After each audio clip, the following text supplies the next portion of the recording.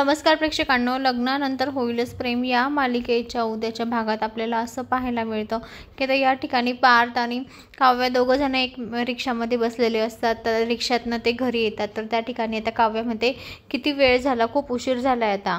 तेव्हा आता पार्थ म्हणतो मला तर कळलंच नाही वेळ कसा गेला। तर आता काव्य त्याच्याकडे प्रेमाने बघत असते। तर काव्य त्याच्याकडे बघत असताना आता तोही तिच्याकडे बघत असतो। तर आता इकडे नंदिनी जीवाला विचारत असते की हे ग्रीटिंग पाहिलं, तुम्हाला कोणीतरी हे प्रेमाने दिलं आहे। आता हे ऐकताच जीवाच्या पायाखालची जमीन सरकते। जीवा तिच्याकडे एकटक बघत असतो।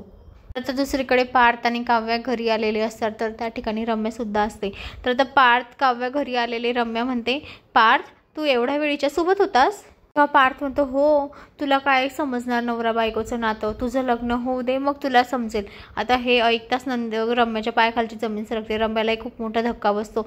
रम्या म्हणतो की एवढं सगळं भांडण झाल्यावर सुद्धा पार्थ तिच्यासोबत कसं काय आला आणि तिच्यासोबत कसं काय वेळ वाया घालवला, असं आता रम्याच्या डोक्यात प्रश्न येत असतात। तर मंडळी, आता काव्य आणि पार्थमध्ये प्रेम खुलेल का? रम्या परत त्यामध्ये अडथळा आणणार, कारण रम्याला तर खूप त्रास झालेला असतो। रम्या आता खूप रागाने पार्थकडे बघत असते। तर मंडळी, पुढील भागात आपल्याला पाहायला मिळेल। तर मंडळी, अशाच मालिकेच्या नवनवीन अपडेटसाठी चॅनलला लाईक आणि सबस्क्राईब करा, शेअर करायला विसरू नका। धन्यवाद।